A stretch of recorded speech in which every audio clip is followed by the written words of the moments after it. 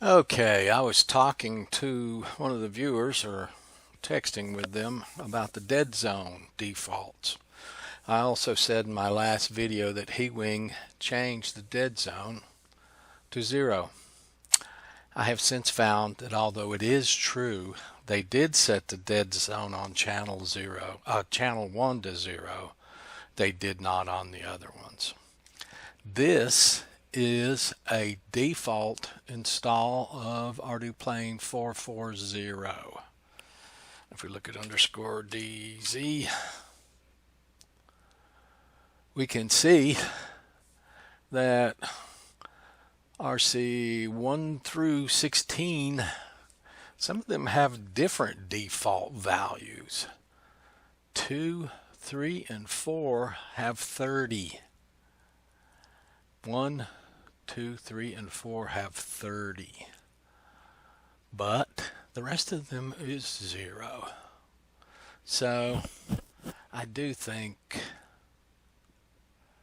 HeWing had changed the other ones too. Let's look real quick because I don't want to say anything against them that is not 1000% correct.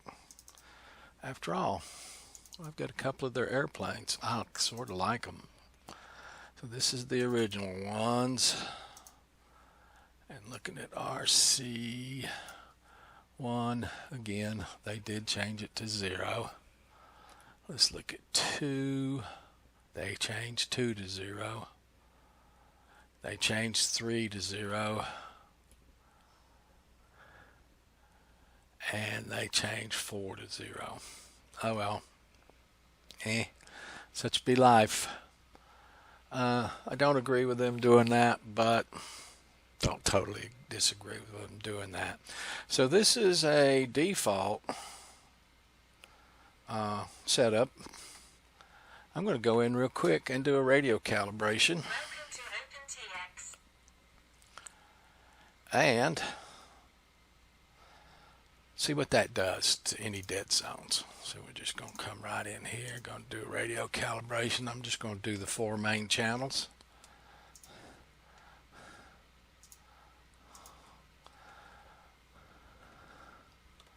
Roll, pitch, yaw, and throttle. And I'm going to stop there. And you see, I'm not sure why 11's in there, but it is.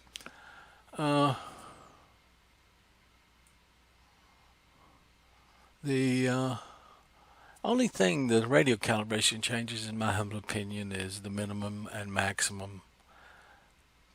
Looks to me like it doesn't really even change the center point.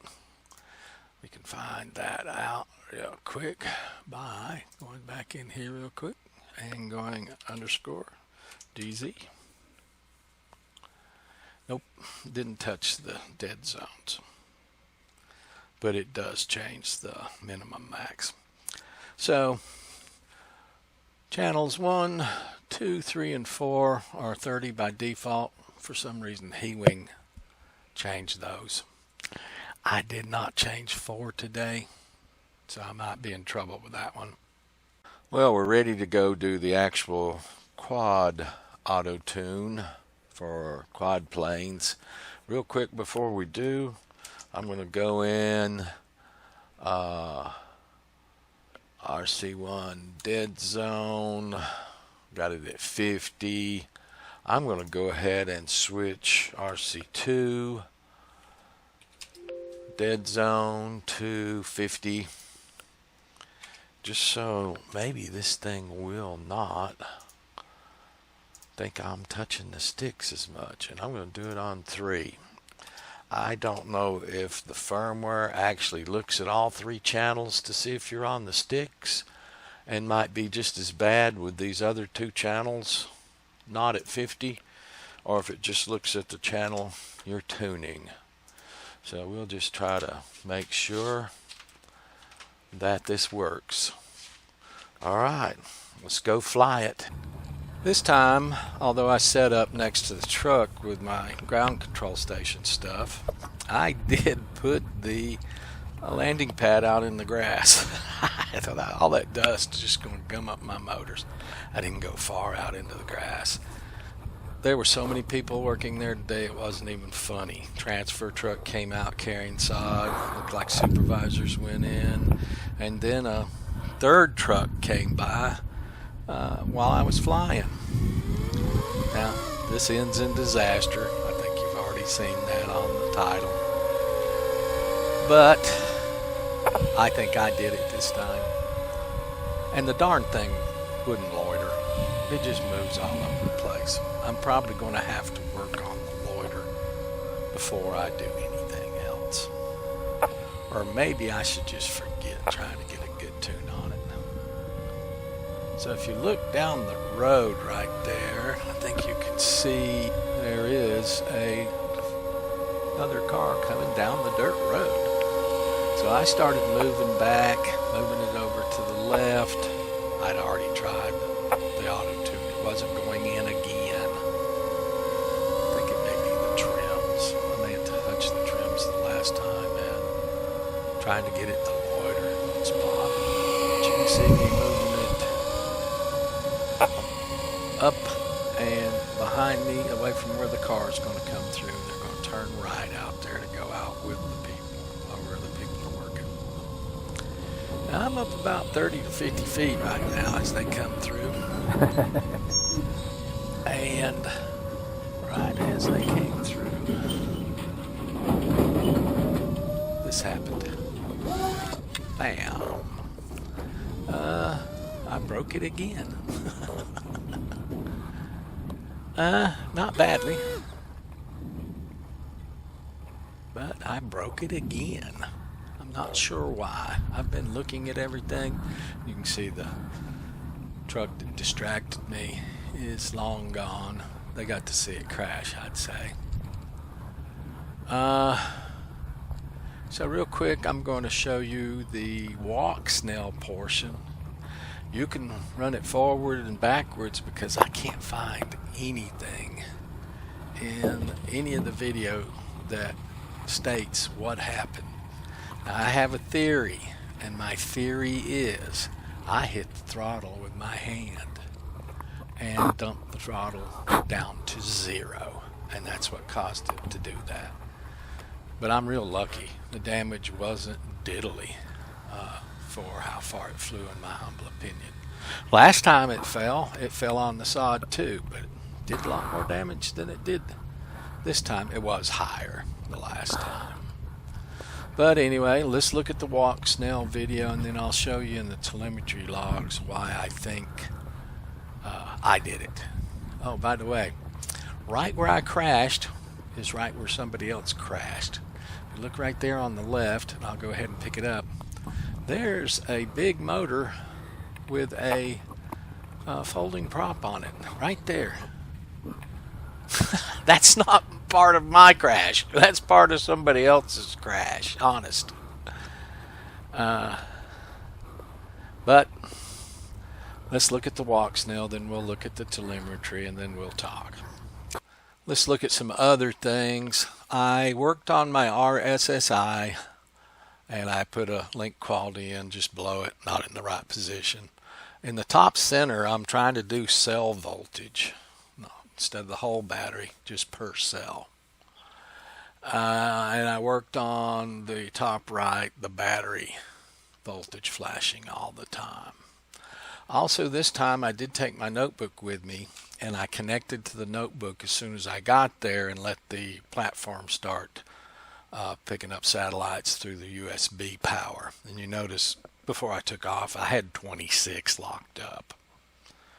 The M10Q 5883 GPS works wonderfully on this flight controller, where it doesn't work on the Slim and the Mini. I'll get over that someday, won't I? Anyway, let's look at what happened during the flight in the walk snail. So I took off in Q loiter. You can see immediately the amps are above 10. just barely. They're 12. That's for the lithium-ion battery. I'm in Q loiter.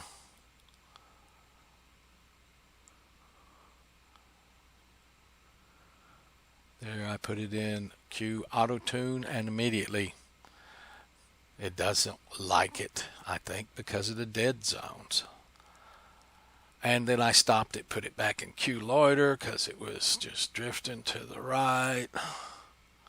There was very little wind, very little. Notice in the left it says 0 wind speed. That's why I ran out there real quick today. Notice the battery isn't flashing in the upper right. The RSSI and link quality looks good. I did not, there's where I went back into Q Qautotune again. It just wouldn't do it. Immediately pilot overrides. I didn't change the capacity of the battery from the 3500 back down to 1300, so that's kind of funky on the right. But other than that, everything seems to work. Now there's as the truck comes through. Boom. Now let's see if I can cut that little section out and slow it down, because I think I dumped the throttle, but it's just taking place too fast there for me to really see for sure. It's easier to tell in the telemetry logs when we look at them, I think. There's the proper portion, but it's too fast. Let's slow it down. This is 10% speed, but I can't tell here why it happens, because the throttle on the right does look lower, and there it drops way down. I'm not sure if that's the throttle position lagging. I did try to get it back up, we see there, or what. So let's look at the telemetry real quick. Maybe we can tell more from that. I still do think I dumped it. So it isn't real. I think I bumped the throttle down, but it's just hard to tell in that. Very hard to tell in that. It's very hard to tell in this. Real quick, GPS here, and the number of sats. You see, I started out at 26. It fell to 25 a couple of times during the flight, and when it hit the ground, it went to 24. But other than that, it basically stayed at 26, 25 sats the whole time, so that was good. If we look at altitude here, we can see right here where it dropped. And if I show point values, 1421.47, so 221.47. Now if we look at the RCN for channel 3, which would be throttle, it's hard for this to line up, but right here, yeah, see, 1421.47. I honestly think I knocked the throttle low. I really do. I can't prove it. The funky thing about it, though, is as far as the RC out during that same time on channel 3, shows it constant. Now, I'm not sure if that's because that's not being recorded in the telemetry logs because of a bitmap setting and what it's supposed to record. Yeah, I'm pretty sure that's it. I don't think that straight line means that the throttle stayed constant. I don't think it would be that constant for this, even on the output. So I think what's going on here is the throttle is not being recorded. But based on what else I see, I honestly think I dumped it. Just distracted by the car coming by, this, that, and the other. I cannot prove any other theory right now at all. While we're here, let's look at one other thing real quick, the voltage. That darn battery, I've got it set to like 15 volts for fail-safe, so it's going to go down to 14.5 before it fail-safes. That battery cannot hover. It's a 1300 milliamp hour 4S.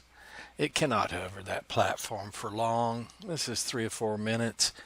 I've got to get this thing tuned so I can figure out how much it drops during transition, pull it up just a little bit farther than that, and get it into forward mode where the wings start developing lift and the current will go down.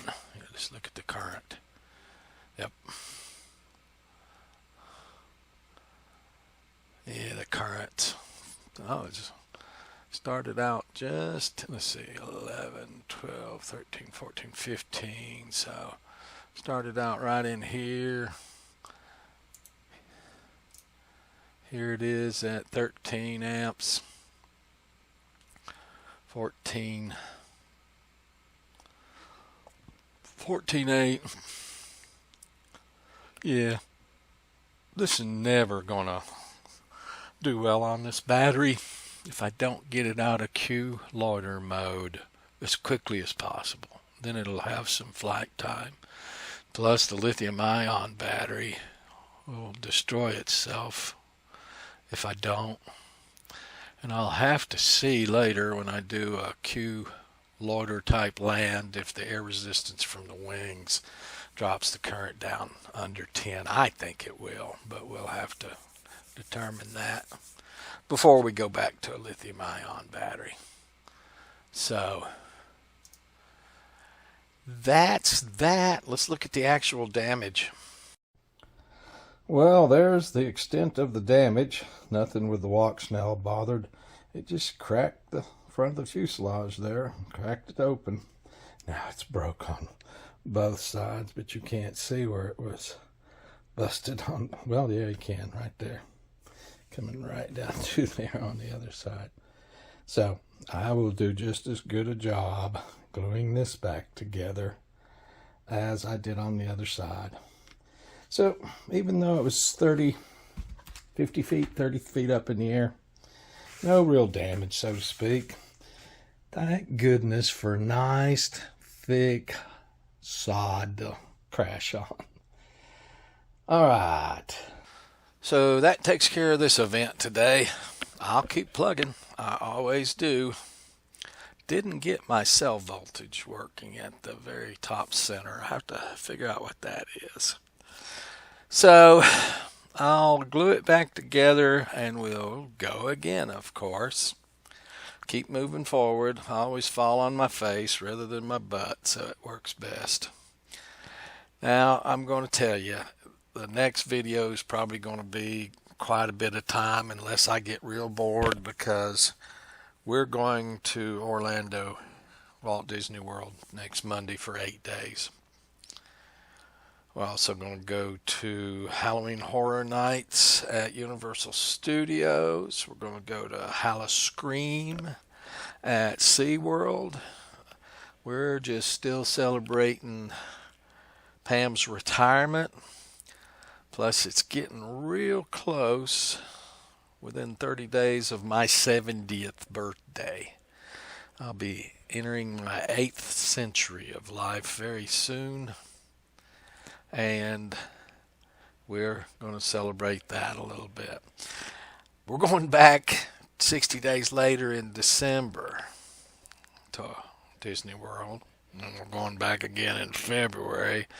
This is really getting me screwed up because you make advanced reservations for dinners and stuff 60 days out, which means I've got 7 days right now to figure out what we want to do for meals in December and get those made, and those have to be made the second day we're in Disney World. So I've got quite a bit on my plate right now, and I can't say I won't fly it again tomorrow for sure, or before we leave next Monday, but I sort of think it's doubtful. I'll glue it back together tonight. It won't take 5 minutes for that to be glued, and then it'll set up overnight and be ready to go again. But I'm getting a little slammed in vacation planning right now. So I'm going to close this out, and I'll get it. I always do. I usually am just too stubborn to quit when I'm ahead. All right, guys. Thank you.